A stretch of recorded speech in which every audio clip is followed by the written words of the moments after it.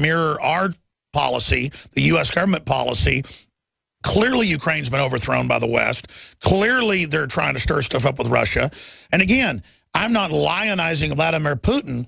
I'm simply saying anybody can look at this and see that NATO is moving troops in, doing drills, openly moving missiles up to the border. This is not Iraq that we can just kick around for 20 years. This is Russia with nuclear weapons. Haven't they learned the lesson of Hitler and Napoleon? Well, they love war. And they think, you know, there are only two really large independent countries in the world anymore. There's Russia and there's China. So both are being targeted by the U.S., which sees itself as the global hegemon. The U.S. believes it should run the world. I'm sure they believe they should run the solar system and the galaxy too. But right now they want to run the world. They want to get rid of or certainly take out Russia and China as opponents of U.S. hegemony. And yeah, the U.S.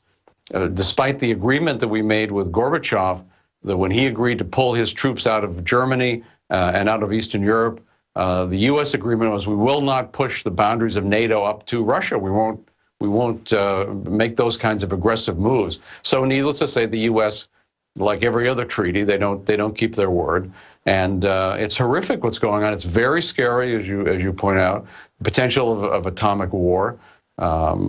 Professor Bob Higgs always points out the state is the one entity actually capable of bringing to an end life on Earth. Don't worry about asteroids. It's the government that can actually bring this about.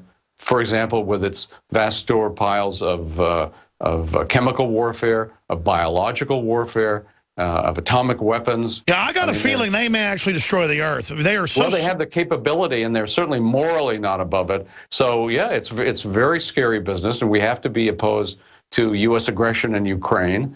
And I'm sure Putin's a politician. He's not a good guy, but he happens to be in the right here in the sense that we are aggressing against Russia. Shouldn't be happening. It's very, very dangerous. Of course, China has got atomic weapons as well. These are both here are countries that came out of communism and still bad things about them, still bad things, needless to say, about the U.S. too. But they came out of communism. People are much freer and more prosperous in those countries than they were under Khrushchev and Mao Zedong and dictators of that sort. So why aren't we welcoming them into the family of nations? Why are we wanting to trade with them? Why are we putting anti-free trade sanctions on them, which are acts of war? Why are we egging on Japan to attack China? There's all kinds of very terrible stuff that can have just horrific effects on the life, the lives of our children and our grandchildren if there's a lot of radiation in the atmosphere as the result of all the atomic weapons that exist in the hands of governments all over the world. So, peace is a virtue. Peace is necessary to civilization. War is the enemy of civilization. It's the enemy of freedom. It's the enemy of free enterprise. It's the enemy of everything good. So when you hear people in Washington saying, "Let's have a war," I say to them, "Hey, I'll gladly pay for you to take a rifle and go over there, buddy. But don't try to get American kids to go. Don't try to involve our people. Mind your own business if you're a politician. Don't try to make mischief." Of course, advice that's not going to be taken, but that ought to be our attitude. Well, I was reading about the last of the Plantagenet kings who got killed in battle, and he certainly was corrupt and had his problems, but at least until about 500 years ago, a king had to actually be out front in the battle, and they were routinely killed.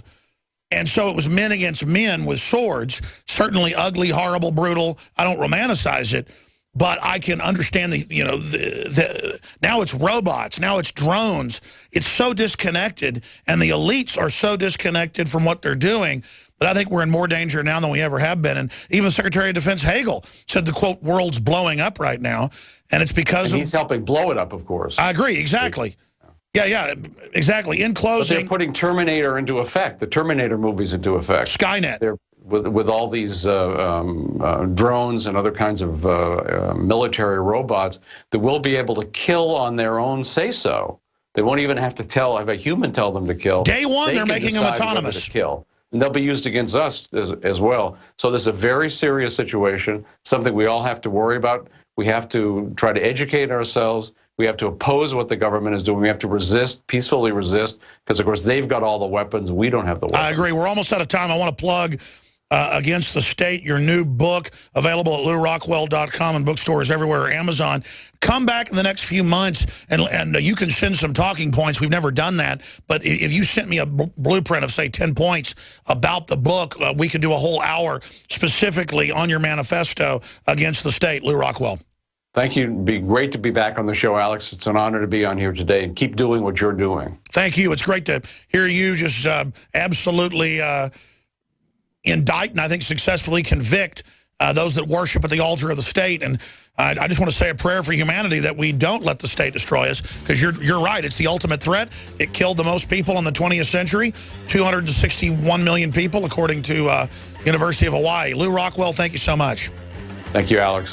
All right, LouRockwell.com, Against the State. 2 segments coming up, the end of the show, and then some overdrive to go to Peter, Lance, and others that are holding. I'll go right to you, straight ahead. But yeah, pray to God the state doesn't kill us all. We'll be back. Of the Saudis, he was bringing up British government arming the Saudis back after World War I. Just, what was your point, though? Go ahead and finish your point, Peter. Alex, you can hear me, right? Yeah, I sure can. Okay. Basically, the correspondence has been published. It doesn't indicate that it was special. You know, the arming was mostly for fighting the Turks, who are not easy, you know, opponents. But I think that it is possible there were some converts and some crooks. And I mentioned one convert who was the father of Kim Philby, the great turncoat to the Soviet Union. Sure, they call them Arabists. There's a lot of people in the State Department and stuff that end up converting to Islam. Is that what you're getting into?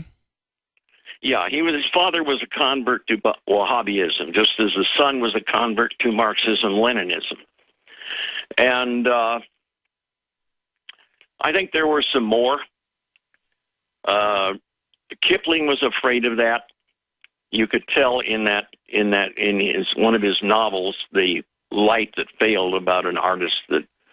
Anyway, you can see the movie in the movie. Sure. That's the issue, is there's been a lot of Saudi Arabian infiltration of government. I hear you. I appreciate your call. It's definitely gone on.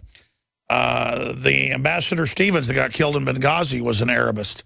It's really complex stuff. The point is the West isn't just recruiting people. It's happening the other way back. Lance in Washington, you're on the air. Go ahead.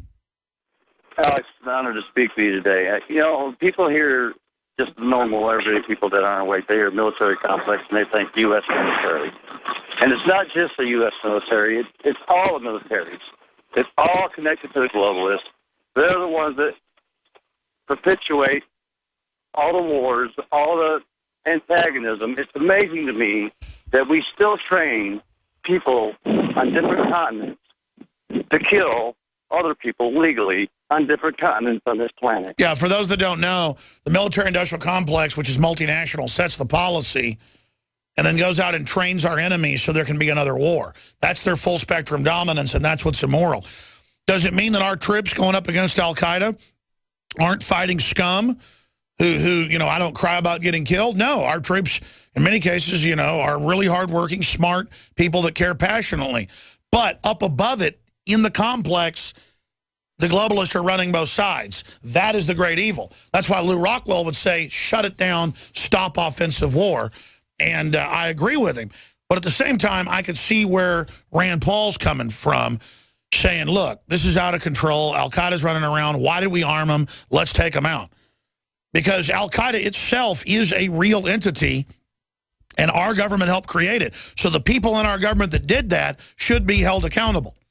I say take out al-Qaeda, but also arrest the people like Hillary Clinton in the State Department and the folks involved in Benghazi. Stop it. Stop super Machiavellian garbage like this that'll bring everybody down.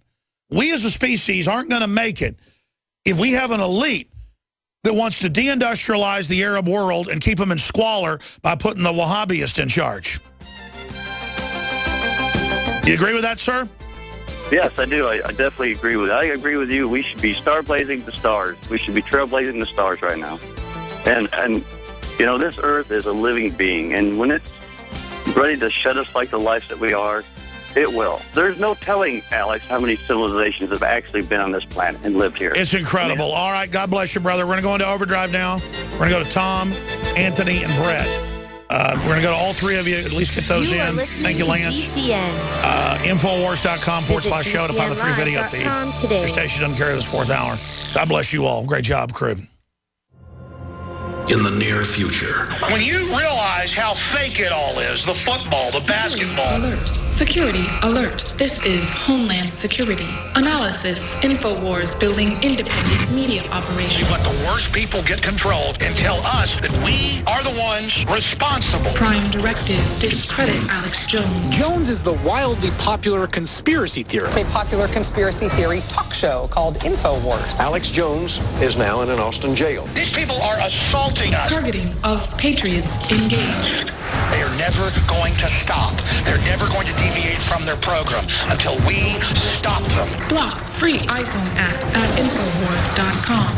Block free podcast and video feed. Imperative. Destroy Prison Planet TV. You gotta set your eye on the enemy, not worry about what propaganda they put out. Intellectually, it's begun. You can feel it.